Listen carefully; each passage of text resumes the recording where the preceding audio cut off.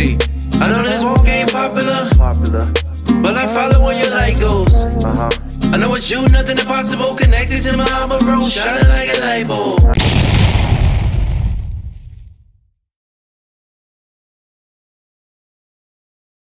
Rumamu Yahuwah. Barak Yahuwah Yahusha. Halal Huyah. Yadata Yahuwah. Yadata Yahuwah. All praise, all esteem, all honor unto you, Yahuwah. King of all kings, master of all masters. Barak Yahuwah Yahusha. Rumamu Yahuwah. Welcome, welcome, beloved family. So, those who are of the body of Yahusha, HaMashiach, to all the 12 tribes of Yasharal scattered across the entire earth, not in one location, Barak Yahuwah. And to those who are not of Yahuwah Yahusha, but are seeking truth, are trying to understand what's going on. Welcome, welcome to Yahuwah's chosen people channel or assembly, Barak Yahuwah. I am Watchman Azar Yahu, Alaph, Barak Yahuwah. And today we'll be looking into part 2 of learning Abaryt, ancient Hebrew, Barak Yahuwah. Now, if you have not watched part 1, please watch part 1 so that you can have more understanding of the ancient Hebrew. Plus, also check out Jeff A. Benner's book, Ancient Hebrew Lexicon of the Bible. He has some other more books as well that you can check out as well. Also, he has an Ancient Hebrew Torah. All the 5 books are written in ancient pictograph Hebrew. And that's why this is important, because a lot of the Torah, a lot of the instructions are not properly understood because we're not reading it from the Hebrew perspective. We're reading it from the Western perspective, the English perspective, the Greek perspective, but not Hebrew. So a lot of things have been lost in translations, in mistranslations, in errors. And most of all, they are hiding it from us because they don't want us to know the real truth. They want to keep us in lies and bondage. So that's why Hebrew is important. That's why the picture is important. That's why the meanings of the letters are important. I've heard persons say there's no archaeological proof of the picture and all that stuff. That's a lie. There are many archaeological proofs are coming up. They have ancient stones with pictographic writing on these stones. Where do you think the Egyptian hieroglyphs are from? If you notice the pictograph, it looks a lot like the Egyptian hieroglyphs. Where do you think they got that from? They all got it from Yahuwah. They all stole it from us, and they put their own twist to these things. They don't create their own. So to say that there's no proof, that's because you don't understand. But these persons that are out here saying there's no proof of the Hebrew and the ancient picture and the means are not important, waste of time, do not listen to them, everyone. They are agents of Hashatan trying to stop you from learning, trying to stop you from growing and going back to the ancient path, finding out who you truly are and who the Creator truly is. So that's why we do this. Because someone had to study, someone had to teach it so that the truth can continue to spread and not be seized from the face of the earth, so that we could know his name and know his truth. So that's why learning Abaryt Hebrew, ancient Hebrew, is important. Barak Yahuwah. So, the name of this culture, the name of who we are, Abaryt, Abaryt, is from a person that we all love and know, the man of faith, I call him, father of many nations, they say. And that's Abraham, as they told us. But his true proper translation or pronunciation of his name is Abraham. The word for father in the Hebrew is Abba. It's A-B. The sound that letter B makes, it makes a ba sound. So that's how you get the sound Abba. Abba. So it's spelled A-B, the Alaph and the Bat. It's not A-B-B-A, it's not A-B-A, it's A-B. It's because of how we pronounce it, sometimes we hear, depending on a person's tongue or dialect, some persons will hear 2 B's, some will hear A-B-A and all that stuff. But it's really, if you should see it in the picto, in the modern, all Hebrew, any form of Hebrew, you should look up father in. They are all the same.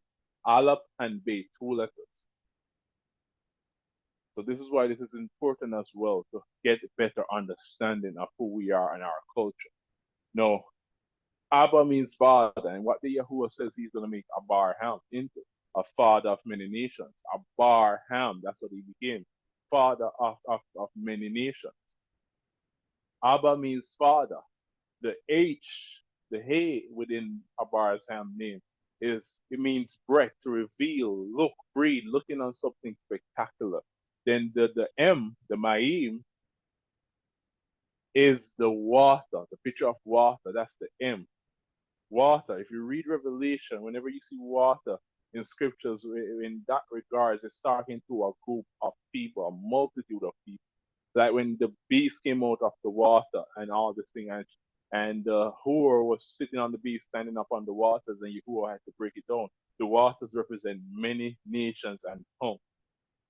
So that's what Abraham is, a father that reveals, that breeds life unto many nations and tongues. So that's how we got this name, Abaryt. We are the Abri people. Abaryt means to cross over from pagan idolatry to biblical truth, to the ancient path, back to Yahuwah. If you should do a study on Abraham, because a lot of people believe that Abraham was just chosen because he was always loving Yahuwah and all this stuff. No. Abraham, proper translation, Abraham, was also into idolatry. His father, Terah, and brothers, they were all into idolatrous worship, worshiping idols and all that stuff. But Abraham, he only did it because he was under his father's roof. But he was second guessing it, he was doubting it, and he started to seek Yahuwah. And Yahuwah revealed himself unto him and told him to step away from his father's house and all those idols. And that's what he did. He crossed over, he stepped away from idols to Yahuwah, to the covenant. That's why you have the T, the Ta in the Abaryt. It speaks to the covenant. And that's who Yahuwah made the covenant with, Abraham. That's why we are Abaryt. Cross over to the covenant, to our father of the covenant, that's Abraham. So it's called Abaryt. I'll explain the why and how the Y makes that I kind of sound when we go further down and when we reach the Yod or the Y or the Yad. So it's pronounced Abaryt, Alaph, Bat. No, this is how it would pronounce in the modern Alaph. In the Greek, it's Alpha. So the A would be behind the P, but there would also be an H, so it will be alpha. So in the Greek, the words that we use, alphabet, when we say the English alphabet or the Greek alphabet, alphabet is a Greek word. So they change the A to an E. Put in an H and an A, you get alphabet. But ours is Alaph, bet. Alaph, bat, rather. Alaph, bat. We have 23 letters in this tongue. 23 letters. At first, we thought it was 22. When doing more studies, we came across another letter. Jeff A. Bennett came across another letter, and it's now being advertised a lot. And it's a really interesting letter, very interesting design as well. When you see that, you'll see what it looks like, what it represents, and it will start to make more sense onto you why there is 23 letters now, and not just 22. Barak Yahuwah. So the Abaryt, Alaph, Bat, 23 letters in this song, Barak Yahuwah. No, with the Abaryt, it reads from right to left, not from left to right like our Western culture. This is our Eastern culture, which they read from right to the left, not from left to right. So if I was reading this, I would say reads from right to left. That's the Western way. Eastern way, left to right from reads. So I would put the read over here and put the left at the end. So it would be over here that I'm reading from, read from right to left and ending right here. That's how you read the Abaryt. So whenever you should see the Abaryt writings, I'll show you a demonstration of how to start the interpretation or the transliteration of this word. As I said, this culture is Eastern, Yahuwah, which you all know that by now or understand that. It's a concrete thought process, which means we use our five senses. So when we express a word or the concept of a word, ideas and thoughts and all those things, we would use words that we can see, smell, touch, taste, and hear. I gave that breakdown in part one. So go back to part one to watch that breakdown, then you will understand more of what I'm saying. This is just a recap, a reminder. Barak Yahuwah. So always remember this.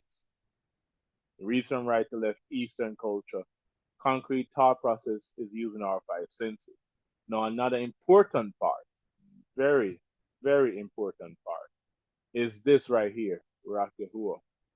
There is no IV of Jew. There is no IV of Jew. No I, no V, no O, no F, no JEW in the ancient Hebrew. In the modern so-called Hebrew, you will find the E and the W and the J and the O and the F. Why? Because they use that Nakud, which I like to call it knockoff system. They call it the Nakud system, the vowel points and dots, but I call it the knockoff system because that's what it is. It's a knockoff. It knocks you off the path of the truth. So in ancient Abaryt, ancient Hebrew, there is none of these letters. The Shai likes to put it this way, and it's easier to remember. No IVF Jew stands for IV, no intervention of Jew. The Jewish people did not intervene with their knockoff system in this ancient tongue, ancient letters. So you won't find none of those knockoff bullet points or any of that stuff in this ancient tongue, letter, or way, or form. So no IVF Jew, Barak Yahuwah. Now let's move on to the first letter, Barak Yahuwah. For part two, we're just covering 5 letters today. In the other part, we'll do 5 more, and then in another part, we'll do 5 more. So you can take your time to practice, to study, and learn. Barak Yahuwah. So moving on to the first letter. And in the first letter, we have A. In the English letter corresponding to this letter would be A. Now, what is this letter? What is this that I'm looking at? Kind of clear to some people. It looks like a cow head, the head of a cow or the head of an ox, which that's what it is.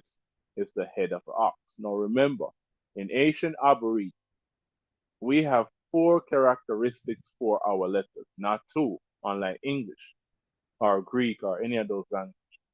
English only has 2 characteristics. What am I talking about? Watch part 1. In part 1, I told you English only has a form and a sound. That's their 2 characteristics. Form, what they look like, here's the form. And then the sound, what sounding this letter makes an ah sound. In ancient Hebrew, it has 4 characteristics. It has a name, form, sound, and meaning. No, this is a picture of the head of an ox head. The name of this letter, the first letter of the ancient Hebrew tongue, is Alaph, and it's the form or picture of an ox's head or the head of an ox. This is the ancient form of it. This is what it looks like in the modern. It looks a bit like a stylish kind of A or I don't know, an N. It kind of looks like an N to me in a sense. I don't know if you guys see that, but it looks like a stylish N. That is what it looks like in the modern. I'll show you some more letters so you can understand more later on. But this is what it will look like in different designs. So whenever you see this letter, maybe slimmer in some designs and may shape a bit different, but all of them will mostly have this form or shape and it resembles the letter N. So this is the picto, ancient Hebrew A, and this is the modern Hebrew A. And they both are called Alaph. But this is called Alaph, but in the modern they call it Alaph. The modern, they call it Alaph. No, Barak Yahuwah. Another thing that I want you guys to understand as well. This is another name for the Alaph. And the name would be Al. No, the original pictograph for this letter is a picture of an ox head representing strength and power. By the way, I'm reading from Jeff A. Benner's book, the Ancient Hebrew Lexicon of the Bible, Barak Yahuwah. So it representing strength and power from the work performed by the animal. This pictograph also represents a chief or other leader. When two oxen are yoked together for pulling a wagon or plow, one is the older and more experienced one who leads the other ox within the clan, tribe, or family. The chief or father is seen as the elder who is yoked to the others as the leader and teacher of the family or tribe. So let me show you a picture of what that looks like. Barak Yahuwah. Thank you, Abba. Hold on 1 minute. Try to find it. All right, there we go. And get it on the screen. Barak Yahuwah. All right, so here we go. So as you can see in the right of the picture, as you can see in the right of the screen, we got two ox on the right, on the left, we got two ox yoked together. And they're being used to plow the farming ground so that they can plant. Barak Yahuwah. So this is what happens. One of these ox would be the older and more experienced ox. In most cases, as you can see by the signs of their horn, one horn looks a lot bigger than the other. So more than likely, that would be the more older ox, the more experienced ox. In most cases, it might be the older ox. I'm not quite sure, but the farmer would know which one is oldest because he would know who was born first. But in most of these pictures that I'm scanning through, one ox always stands out to me, and that ox always has bigger, longer horns. And by the look of his face, he has a face that has more wrinkles that show more oldness, more age than the other ox. So these two ox are yoked together. One of them is the chief, he's the leader, he leads the other ox, and the other ox follow as he leads. No, there's a picture that I noticed right here, and I like Barak Yahuwah. And right here it says, if you're an ox, don't team up with a donkey. The danger of yoke relationships. And we know the scriptures. Be not unequally yoked to unbelievers.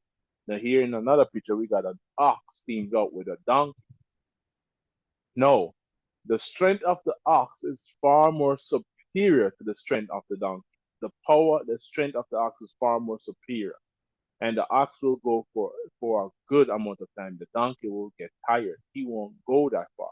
He won't go that distance. He won't manage. So that's what the scripture is trying to say. That's what Yahuwah is trying to say.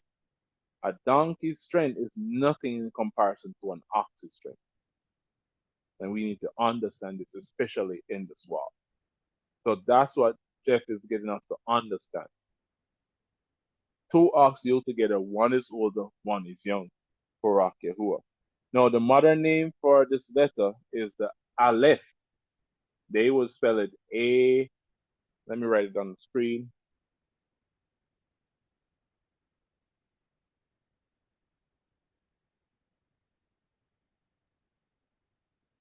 That's how they will say it. A, the English letter that looks like a hockey stick.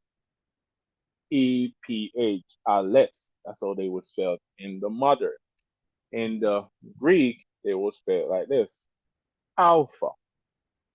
That's how they would spell it in the Greek. But the proper pronunciation would be more Alaph, or this one, Al. Now I'm going to explain to you why Al, or why Jeff believes it's Al. Barak Yahuwah. No, he said that the root, Alaph, is an adoptive adopted root from the parent root Al, A Lamad, the ox, the A, and the Lamad, which is a shepherd's staff. No, Al means strength, power, and chief or leader, and is probably the original name of the pictograph, this letter right here, the ox's head, the A. So this is more than likely the probable name of the ox's head. No, the shepherd, the Lamad, the English letter that looks like a hockey stick. Let me show you a picture of what that letter looks like, what he's talking about. No, this is the letter that Jeff is talking about. Lamad, shepherd staff. So that makes la, meaning teach, bind, and yoke. Yoke to. So this is the letter that he's talking about. No, the Lamad is a shepherd staff representing authority as well as a yoke. Combine these two pictographs mean strong authority. The chief or father is the strong authority. The Al can also be understood as the ox in the yoke. Ox in the yoke. Many Near Eastern cultures worship the Al, most commonly pronounced the E Lamad. So they would put an E before this. That's how they would properly pronounce it. It's pronounced this way. Al. Not this, because remember there's no E, but they are trying to, sabotage us. And depicting as a bull in carvings and statues. And remember, they made a golden calf when Marsha took too long to get the commandments from Yahuwah. So they made a golden calf because they want that golden calf to be their strong leader, their strong power. And remember, Yahuwah says that he's the the Alaph, and the Ta, the strong leader, the strong power. But they're trying to make their own Al out of an coal. Crazy. So, Yasharal chose the form of a calf, young bull, as an image of Yahuwah on Mount Sinai, showing their association between the word Al and the ox or bull. The word Al is also commonly used in the Hebrew Bible for power, but in the English, they would put it as God. That's a false translation. God is from Gad, which is the Babylonian mighty one of fortune or money. I'm still trying to get into the breakdown, still seeking Yahuwah for some clarity and some evidence and facts and proof to separate this from the tribe of Yasharal. So when I get that evidence, I'll share with you guys so you can understand better. Because I know a lot of people are probably wondering, but Azari, isn't that also the name of the tribe of Yasharal? What's the difference between the two? So far, what I've seen, I've not seen much difference as yet. Maybe one has an A, an actual A with it, and one only spelled GD. Now, in order to pronounce it, you gotta put that sounding A there, because remember, the G would make a Ga sound. So when you put the G with the D, it gives you God, and that would be the name of the tribe. But I'm still trying to figure it out, so I'm speaking Yahuwah on that. So when I do find it, I'll share it with you guys. Barak Yahuwah. So that's the understanding of this as well. Now, in the modern Hebrew, Barak Yahuwah, in the modern Hebrew, they say that this letter is silent, that it makes no sound. In modern Hebrew, they say that this letter is silent, but it was originally used as a vowel, the vowel A, as well as a glutal stop. The Greek letter alpha, derived from Alaph, is used for the A sound. So it makes an a sound. So that's the sound it makes right here. The meaning, as I said, for this letter, it means power, leader, and strength. So remember, the power, the strength of the ox, and one ox is the leader. So that's why Yahuwah chose the ox as a representation for our A, because he's trying to get us to understand the power, the strength, and the leader position that he has. He's that strong authority. He's that Al. He's that Alua. We like to call him Alua or Alahib or Aluahib. So when we put together, that's the breakdown, the strong authoritative power, and Elohim would have the rest of meaning to it. I'll show you those meanings later on in the teachings, in the understanding. But first we gotta understand each letter before we can go into words. So that's the understanding of the Alaph or the Al. This is the form which of an ox's head in the ancient Hebrew, and this is the modern Hebrew. So that makes an ah sound, meaning power, leader, strength. Barak Yahuwah. Moving on to the Bat, the B. Now, the next letter would be B. This is the representation of the B.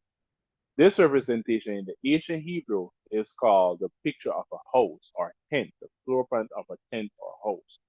Now, in ancient Hebrew, Barak Yahuwah, this is their design. This is the entrance of the house. This open space, that's the entrance of the house. And when they get into the house, this side of the house that you see right here, this is the side for the males. This side right here is the side for the females. So they had a partition line. So the entrance is to the side of the males, the male side, and then the other side, the enclosed side, is the side of the females. In the modern Hebrew, this is what it looks like. You can try to say it looks like a backward C, a more sharper backward C. That's how you can probably remember what it looks like. So this is what it looks like in the modern Hebrew. The name for this is Bat. Some like to say Bayt, whichever suits you. Bat, Bayt. I'm more leaning to Bat. You want to say Bayt, fine. Barak Yahuwah. Form of it is a house. The sound that this makes is a Ba sound. The meaning of this word is family and in, because in a house, a family resides where? Outside the house, they reside on the inside. So when you go into a house, you find a family. So these are the two simple meanings, family and in. Now, when you should see the bait or the bat by itself, not attached to a word, this is simply saying or transliterating to be in.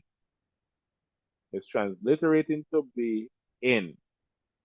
All right, everyone, this right here, in. So you should see the bait or the bat by itself. It simply transliterates to mean, it simply translate rather to being in. The transliteration of it would be the B, the English B, but you would put the A there to help a person pronounce it. Because if you should say put a B, you're gonna just say B. But the sound, the pronunciation is ba, ba. So like if I should say ba ha shamayim, like when we do the Palah, the prayer, abinu, ba shamayim. Ba means in, so that's the bait by itself. So if you don't know the prayer, go check it out. It's on the channel. First part, abinu, ba shamayim, and underneath it you will see I write the word in heaven. Shamayim means heaven, which we all know, but ba by itself means in. These are the two simple meanings for this letter. The picture of a house. One side of the house is the male side, and the other side is the female side. This is the picto. This is the modern. If you want to find out the pedo, you can look that up on your own time. I'm not really for the pedo. I love the picto. I love the way how it looks and sounds and feels. And it goes to the five senses, because when I look at the modern, I can't really see anything. I'm not seeing anything that I can see, that I can understand with my five senses. A house, I can see a house. I can taste a house. I can touch a house. I can smell a house. I can also hear a house. Like if the house should fall, I can hear it fall into the ground. The ox, I can see an ox. I can hear an ox. I can taste an ox. I can touch an ox. I can smell an ox. But with these, the modern and the Peter, you don't see this with the five senses. So that's why I'm not really for the Peter arm, and I'm not really for the modern. I'm going to show you why, though. I'm showing you the modern because it's really important to study words in the Bible using the Strongs. If you want to know what the Peter looks like, you can look that up on your own time. But I'm just showing you what's important, what the first language given unto man, which is the pictograph, despite what anyone want to say. It was giving me multiple evidence proof to this. So that's the B. Moving on to the next letter. All right, many of you may think it's ABC, but it's not. Remember, this is not English. It's not going to be ABC, but it's going to be ABG. ABG. Now, this letter is the representation or form of a foot. If you look below your knee, you should sit or stand and look below your knee. Look at the shape coming down. Do you see it? Right below the knee, going down to the ankles right here, going out to the toes. That's what this is the form of, a foot. This is the Asian, and this is the pictograph, and this is the mother. This is what it looks like. I don't know how you can picture this in your head to remember it, but whenever you see this, this is the mother. At this part right here, it kind of looks like a boot to me. So I would picture it as a boot with heels. A boot with heels, if you guys see it. You know, like those boots with heels, those long boots that females would wear on some strippers, like a stripper boot with heels. That's how I try to picture it. And what goes into a boot? A boot, a foot. And how do you spell boot? Boot. How do you spell foot? Foot. So that's an easier way for me to remember what modern G looks like. So whenever I see this, I'm like, oh, that's a G. That's Gamal. So the name for this is Gam. Used to say Gamal. Don't say Gamal. But based on the understanding, the findings of it, it makes a lot more sense. No, the sound that this makes is a Ga sound. The meaning is gather and walk, because that's what we use our foots for, to gather and to walk. Now the breakdown of this that Jeff brought together was the word gam means to gather together as a group of animals gathering at the water hole to drink. The pictograph script for the word gum is the G right here, this the foot with the letter M. Let me show you what that looks like. It's a picture of waters. Hold on, let me see if I can find it. Let me see if I can get it on the screen real quick and give you an understanding of what it would look like. Nope, not you. Sorry about that. I forgot I had the mother on the screen. You know what? Let me get it back on the screen.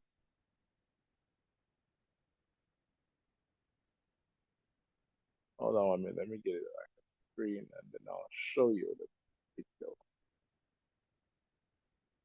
All right, so this is what it looks like. And then you put the gum right here. So this is how it would look in the mother.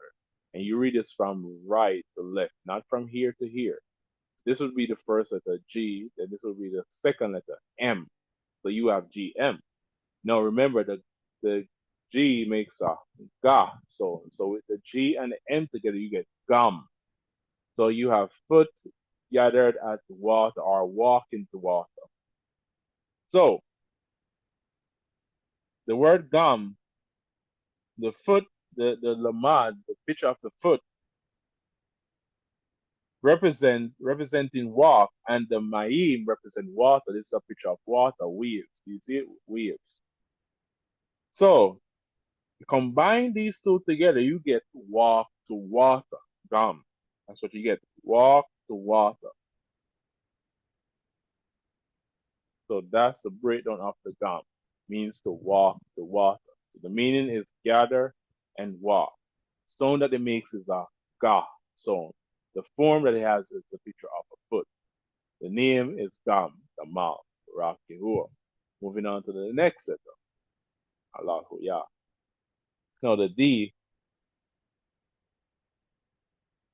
A, B, G, D. That's the breakdown of it. A, B, G, D. Now this letter is a picture of a door, or the form of a door. This is what it looks like in the picture. This is what it looks like in the modern. Now to me, it looks to me like the number 7. I just see it as the number 7. That's an easy way to remember. So this is called the Dal or the Dalat. The Dalat. The Dalat. Not the Dalet. Remember, there's no E in the H in Hebrew. So it will be Dalat. Form of a door, Barak Yahuwah. Sound that this makes is a da, da, da sound. The meanings are hang, entrance, and move. Because remember, the door, it hangs on the lintels. You would screw nails or even the tent. Let's say it's a tent. The door would hang on the tent. The door would hang on a tent, which is a tent. If it's a regular house, then it would hang on the lintels, on the inches. A door also represents entrance. It represents the entrance to a building, a house, or a tent. The door also it has a function. It moves. It opens, it moves back and forth. Opens and it closes. So that's the breakdown, that's the understanding. So as you can see, it's a perfect representation of the five senses. We can see a door, touch a door, smell a door, taste a door, and all these things. Hear a door, with creaking and all that stuff. Or if it falls to the ground, we can hear a door fall to the ground. So this is a D. The name of this is Dal or Dalat. Form is a door. The sound that it makes is Da. The meaning is hang. The tent door hangs on the tent. And a regular wall or board post, the door would hang on the inches that's connected to the lintel. It also represents an entrance. When you see a door, you see an entrance. The movement of this is it moves back and forth. So you see all of these letters so far all have actions. The ox have an action, the family has an action, the Gamal has an action, and the door, the Dalat, has an action. Moving on to the final letter for this video, Barak Yahuwah. This last one, I love this one. If you guys have ever watched Little Isaac from Yah SAVE 777. Little Isaac called this one the man of praise, Barak Yahuwah, because as you can see, it's the picture of a man with his arms raised. But he's not just praising, there's something more behind why he has his arms up. And we're going to get into that though. So this is the representation of the letter H that we would know. This is what the H looked like in the pictographic modern, in the pictographic Hebrew rather, not modern. This is what it looks like in the modern. Now it kind of looks like the Dalat, like the number 7, but as you can see, there's an extra stroke or line here, but it's not connected to the top. Now that's very important for you to remember. If you all have seen Yahuwah's name in the picture, this is nothing new to us, in the modern rather. If you all remember what Yahuwah's name looked like in the modern, then this should not be new to us. Let me see if I can find it. Oh, right here. Right.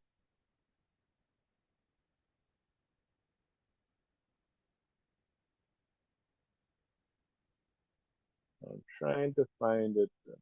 Not coming up. I'm still getting used to this font right here that I'm using. So that's the yod. Nothing for the wall.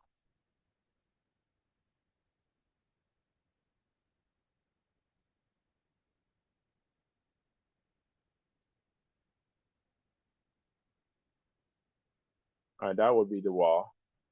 This would be the hay. It's the yod again. That would be the yod. So we all would know this from the modern Hebrew. If we should check the strong, this is what the modern would look like. Yahuwah's name in the modern. Yod He Wah He. Barak Yahuwah. So we all should know what this letter looks like and is, because it's easy to remember. So it looks like the number 7, and it has an extra stroke, and it's not connected to the top of this form, these lines. So that's the modern. The name of this is Hey, not high, it's Hey, like this word right here. Let me show you. Hey. Hey. That's the name of it. Hey.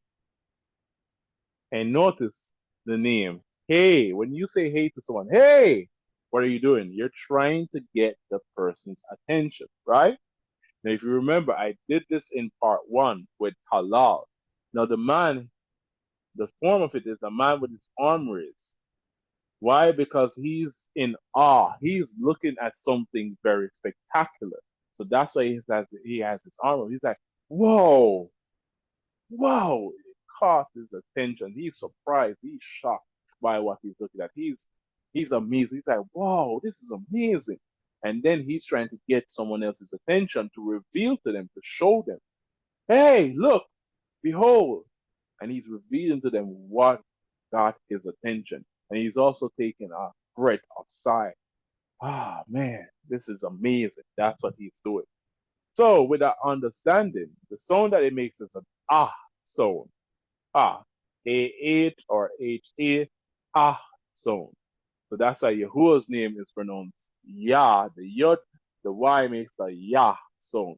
Together with the H, you get Yah.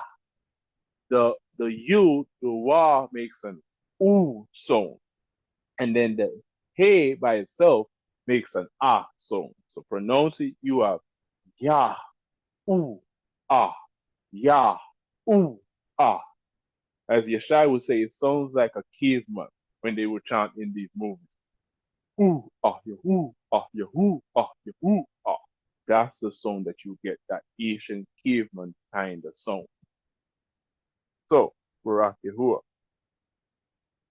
The meaning for this letter is behold, breath, look, reveal. As I said, the man, he's looking at something spectacular. That's why the meaning is there. Look. No, he's saying, hey, to someone. Behold, behold. And he is revealing to them what he's looking at. And at the same time, he's taking a breath of sight. So that's why these four meanings are there for this one letter. Behold, breath, look, reveal. Barak Yahuwah. Also, if you should see the hay by itself, you should see the hay by itself, standing by itself, it represents the word di. It represents the word di. Now, if you should remember in the Palau video where I did the Palau, and there's a certain section in the Palau where it says Natan Lanu Ha Yum. Ha, H-A, Ha Yum. Ha Yum means the day. Ha Zarak means the need. Then look at another one to give you guys, Barak Yahuwah. Ha Ka means the power. Ha Kabad, Kabad means esteem, and with the ha, the hay by itself, it means the. So whenever you see the man with his arms raised by itself, it's saying the, T-H-E. So ba by itself would be in, the hey by itself would be the. There's another letter that when it's by itself, it represents another word, but that's going to be for another class. Barak Yahuwah Yahusha Ruma Mu Yahuwah. This is the final letter for today. The man with the arms praised, giving thanks to Yahuwah, praising, looking at something spectacular, looking at the North Star, following Yahuwah, who is our guiding one. We praise Yahuwah when we follow him. So, Ruma Mu Yahuwah Yadata Yahuwah. Join us for the next class where we'll go into the rest of the letters and their meanings. And then when we get all the letters and all their meanings and the understanding of it, then we can go into some words. And then you'll be able to understand words like Abba, Amma, Ah. Abba was simply in the abstract meaning or abstract thought process that would translate to be father. Amma would translate in the abstract form to be mother. Ah would translate, or they would say ak, but join us for the next class and I'll give you the pronunciation, the proper pronunciation of the hat, because it's not ah or ah ki, it's ah or ah he. But I'll show you that in the next class. Ah would be in the abstract translation to be brother. But they have a concrete thought translation, which means a whole lot more. Abba means a whole lot more than you think it means. Amma means a whole lot more than just being mother. They have a role. The father has a role, the mother has a role, the brother has a role. So when we go through all these letters and get their meanings and their understanding, then I'll be able to walk you guys through words and how to break down words to get their meanings, how to understand what these words truly mean, what Yahuwah is truly saying to you, not what Strong's gave us or what man is giving us, but what Yahuwah gives us by using our five senses. And by understanding the meaning of each letter and putting it together, then we get a proper breakdown of what it means. So, Ruma Mu Yahuwah. I allow that you had a good session today, that your minds will be open up to receive understanding, to receive knowledge, and to receive the breakdown of these letters so that you can be able to truly understand the ancient tongue, truly understand what these words mean, and to truly understand the instructions given to you by Yahuwah so that you do not break or defile his commandments. Alaph, Yaharuma, Mu Yahuwah, Yadata Yahuwah. So we praise Yahuwah even though we thank Yahuwah, rock Yahuwah. For the next class we'll go to 5 more, and the time process on that will be a lot more shorter. I have to give some basic understanding on these 2 videos. But part 2, but part 3, part 4, they'll be a lot more short. Rock Yahuwah. So this is Watchman Azariah who signing out on behalf of Yahuwah's chosen people assembly, Barak Yahuwah. If you'd like to reach out to us to inquire about immersions, if you have a brother, sister, family member, friends, or if you yourself would like to be immersed in the true name, the name above all names, Yahuwah, Yahusha, and the Ruach Kadash, you can reach out to us. Our email will be in the description section. Email us and we'll get in touch with you and get the immersions done. If you want to have fellowship, we'll get in touch with you as well and we can discuss, how we can have Kadash fellowship as well on the Shabbats and on other nights as well. It's not just Shabbat we fellowship on the feast days, we fellowship on the Shabbat. We do other things together as well to have fun, to come together as a body in Yahuwah. We have Bible quiz nights where we go and sharpen each other, play a beautiful quiz game using the Kahoot app and all that stuff. So if you want to learn more, we'll walk you through it. Just send us your questions or whatever request that it is that you have, and we'll walk you through it and give you the breakdown and understanding so that you have a Kadash, call those separated families to have fellowship with. Ruma, Mu, Yahuwah. So much love unto you, and from the Yahuwah's chosen people assembly, we give you love. We give our shalom with you guys, and we thank you all for the support to the channel, for liking and sharing so that the channel can grow, because YouTube has a thing called shadow ban, and they're shadow banning anything that's relating to truth. So videos like these, they are pretty hard to find on YouTube. But the more we like, the more we share and all these things, then those things will increase. So they're trying to shadow ban a lot of the truth. And if you notice these videos, if you have not subscribed, it will be hard for you to find. So the more you like and share, the more it will be easier to find on YouTube. But they still will put shadow ban to it. So in order for your friends and your family to see these videos, you have to share it so they can see it. So Tuda Yadata, which means thank you. Tuda means Thanksgiving. Thank you all for your support and your love and your appreciation, your laws. We greatly, greatly appreciate the love and support. Much love unto you guys, and shalom to shalom. Rak Yahuwah Yahusha Ruma Mu Yahuwah. Alaph Yah. Thank you, Abba.